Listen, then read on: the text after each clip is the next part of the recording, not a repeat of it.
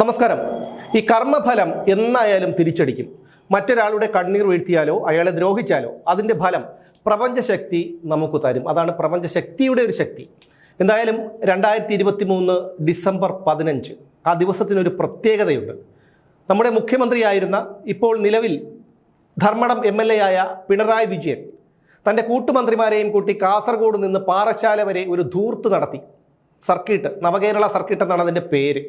ആ സർക്കിട്ടിനിടയിൽ മുഖ്യമന്ത്രി പിണറായി വിജയനെ കരിങ്കൊടി കാണിച്ച ഈ യൂത്ത് കോൺഗ്രസ് KSU പ്രവർത്തകരെ രണ്ടുപേരെയും പോലീസ് ശാന്തരാക്കി അടക്കി പിടിച്ച് നിർത്തിയിരിക്കുമ്പോഴാണ് എല്ലാ ചട്ടങ്ങളെയും മറികടന്നുകൊണ്ട് വാഹനം നിർത്തി അതിൽ നിന്ന് മുഖ്യമന്ത്രിയുടെ ഗൺമാൻ അനിൽകുമാറും സുരക്ഷാ ജീവനക്കാരൻ സന്ദീപും കൂടി ചാടിയിറങ്ങി അതിക്രൂരമായി ഈ ചെറുപ്പക്കാരെ മർദ്ദിച്ചത്. അന്ന് ഈ നരാധമന്മാരെ, ഈ അനിൽകുമാറിനെയും സന്ദീപിനെയും ഉൾപ്പെടെയുള്ള നരാധമന്മാരെ രക്ഷിക്കാനായി പിണറായി വിജയൻ കളിച്ച നെറികെട്ട കളികളെല്ലാം നമ്മൾ കണ്ടതാണ്. കോടതിയുടെ ഉത്തരവിന് പോലും പുല്ലുവില കൊടുത്തു. രക്ഷാപ്രവർത്തനമെന്ന് പറഞ്ഞ് ആർത്തട്ടഹസിച്ച് ചിരിച്ചു ഈ പിണറായി വിജയൻ. അന്ന് ഇയാൾക്ക് എല്ലാത്തിനും കൂട്ടുനിന്നത് ക്രമസമാധാന ചുമതലയുണ്ടായിരുന്ന ADGP MR അജിത് കുമാറാണ്. MR അജിത് കുമാറിനെ കുറിച്ച് വഴിയേ പറയാം. അയാൾക്കും കുരുക്ക് മുറുകിക്കൊണ്ടിരിക്കുകയാണെന്നാണ് പുറത്തു വരുന്ന വിവരം. എന്തായാലും അന്നത്തെ പ്രതിപക്ഷ നേതാവായിരുന്ന BD സതീശൻ ഉറപ്പിച്ചു പറഞ്ഞിരുന്ന ഒരു കാര്യമുണ്ട്. UDF സർക്കാർ അധികാരത്തിൽ വന്നാൽ ഈ കേസിൽ പുനരന്വേഷണം നടത്തുമെന്ന്. കാരണം പിണറായി വിജയന്റെ പോലീസും ക്രൈംബ്രാഞ്ചും അന്വേഷിച്ചിട്ട് ഈ ഗൺമാനെതിരെയും അംഗരക്ഷകനെതിരെയും യാതൊരു കുറ്റവുമില്ല എന്ന് പറഞ്ഞ് അവർക്ക് ക്ലീൻ ചിറ്റ് നൽകിയതാണ്. ദൃശ്യങ്ങളടക്കം പുറത്തു വന്നിട്ട് പോലും യാതൊരു ഉളുപ്പുമില്ലാതെയാണ് അത് ചെയ്തത്. അത് എങ്ങനെയാണ് ചെയ്തത്, ആരാണ് ചെയ്യിപ്പിച്ചത് എന്നുള്ള കാര്യങ്ങളൊക്കെ ഇപ്പോൾ മാധ്യമങ്ങളിലൂടെ പുറത്തു വരുന്നുണ്ട്, പുറം ലോകം കാണുന്നുണ്ട്. എന്തായാലും UDF സർക്കാർ അധികാരത്തിൽ വന്ന് മണിക്കൂറുകൾക്കകം മുഖ്യമന്ത്രി VD സതീശൻ ഉത്തരവിട്ടത് ഈ കേസിൽ പുനരന്വേഷണം വേണം. അതിന് പ്രത്യേക അന്വേഷണ സംഘത്തെ നിയോഗിച്ചു. അതിൽ AP ഷൗക്കത്ത് അലിയെ അന്വേഷണ സംഘ തലവനാക്കി 15 ദിവസത്തിനുള്ളിൽ റിപ്പോർട്ട് സമർപ്പിക്കാനായി പറഞ്ഞു. എന്തായാലും SIT ചില കണ്ടെത്തലുകൾ നടത്തിയിട്ടുണ്ട്. ആ കണ്ടെത്തലുകളിൽ കടുത്ത ചട്ടലംഘനങ്ങളാണ് ഈ നരാധമന്മാരായ ഈ അനിൽകുമാറും സന്ദീപും നടത്തിയിരിക്കുന്നത് എന്നുള്ളതാണ്. ഒന്നാമത്തെ കാര്യം, ഈ VIP-യുടെ സുരക്ഷാ ചുമതലയാണ് ഈ പറയുന്ന ഗൺമാനും അംഗരക്ഷകനുമുള്ളത്. എന്നാൽ അവർ ആ ചട്ടങ്ങളെല്ലാം മറികടന്നുകൊണ്ടാണ് വാഹനം നിർത്തി അതിൽ നിന്ന് ചാടിയിറങ്ങി ഇവരെ മർദ്ദിച്ചത്.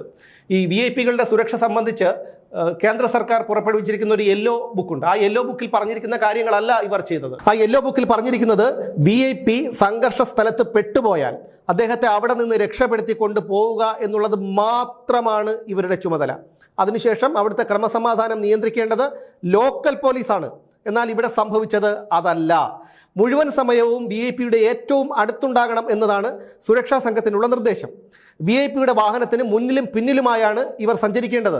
VIP-യുടെ വാഹനം നിർത്തിയാൽ മാത്രമേ ഇവരുടെ വാഹനം നിർത്താൻ പാടുള്ളൂ. എന്നാൽ പിണറായി വിജയന്റെ വാഹനം കടന്നുപോയതിനു ശേഷമാണ് ഇവർ വാഹനം നിർത്തി ഇറങ്ങി പ്രതിഷേധക്കാരെ മർദ്ദിച്ചത്.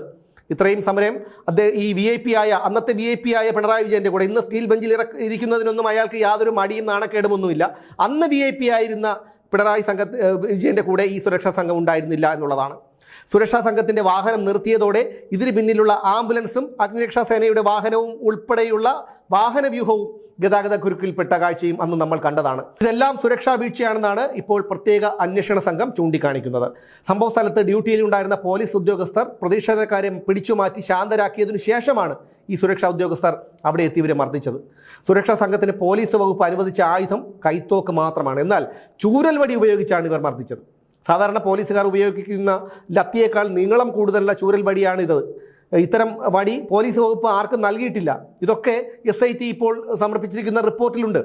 കേസിലെ പ്രതികളായ 5 പോലീസുകാരെ ചോദ്യം ചെയ്യുന്നതിന് മുൻപായി പരമാവധി തെളിവുകൾ ശേഖരിക്കുകയാണ് ഇപ്പോൾ അന്വേഷണ സംഘം. മാധ്യമപ്രവർത്തകൻ പകർത്തിയ വീഡിയോ ദൃശ്യങ്ങളാണ് ഇപ്പോൾ നിലവിലെ കേസിലെ പ്രധാന തെളിവ്. ഈ പ്രവർത്തകനെ പോലും ഭീഷണിപ്പെടുത്തി പിന്തിരിപ്പിക്കാനുള്ള ഒരു ശ്രമങ്ങളൊക്കെ കഴിഞ്ഞ ആഴ്ചയുണ്ടായി. അത് അദ്ദേഹം തന്നെ മാധ്യമങ്ങൾക്ക് മുന്നിൽ വന്ന് പറഞ്ഞതാണ്. എന്തായാലും മാധ്യമപ്രവർത്തകൻ പകർത്തിയ പ്രധാനപ്പെട്ട തെളിവായ വീഡിയോ അത് കോടതിയിൽ സമർപ്പിച്ചിട്ടുണ്ട്.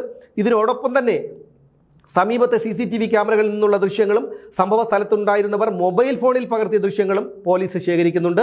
തെളിവുകൾ ശേഖരിച്ച ശേഷം 5 പ്രതികൾക്കും ചോദ്യം ചെയ്യലിന് ഹാജരാകാനായി നോട്ടീസ് നൽകുമെന്നാണ് ഇപ്പോൾ SIT അറിയിച്ചിരിക്കുന്നത്.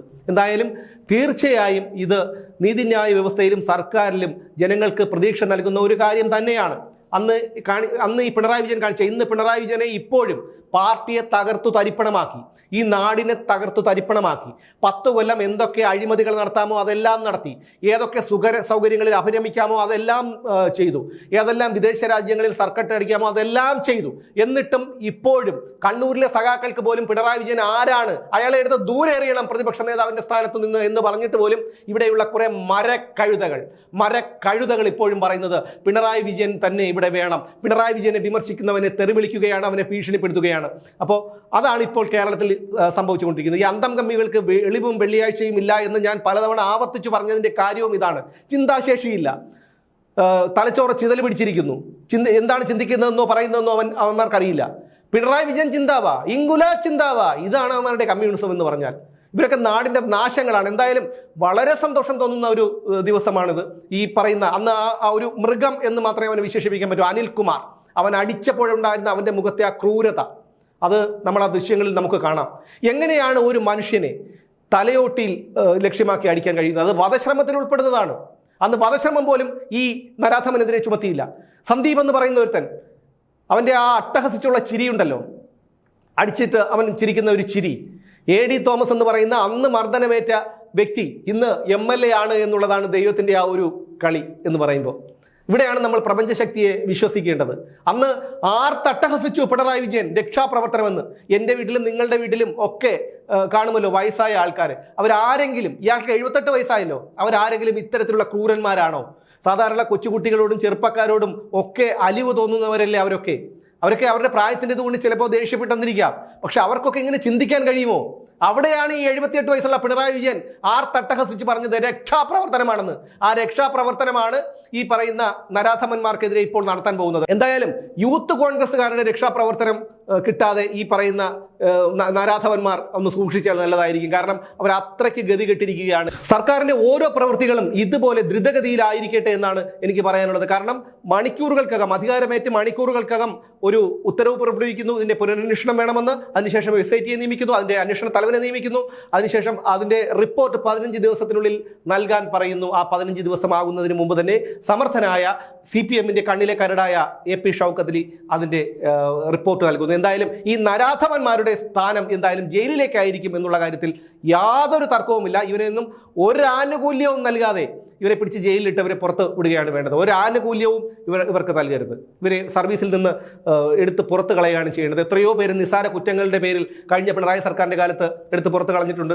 അവരൊക്കെ ഇപ്പോഴും പല തൊഴിൽ സ്ഥാപനങ്ങളിലൊക്കെ ജോലി ചെയ്യുകയാണ്. അപ്പോൾ എന്തായാലും കർമ്മഫലം തിരിച്ചടിക്കുമെന്ന് ഇതോടുകൂടി മനസ്സിലായല്ലോ. എന്തായാലും ഈ സുരക്ഷാ ഉദ്യോഗസ്ഥന്മാർക്ക് രക്ഷാപ്രവർത്തനം കിട്ടാതെ സൂക്ഷിക്കേണ്ടത് അവർ തന്നെയാണ്. ഇനി സംഭവിക്കുന്നത് എന്താണെന്ന് നമുക്ക് കണ്ടറിയാം.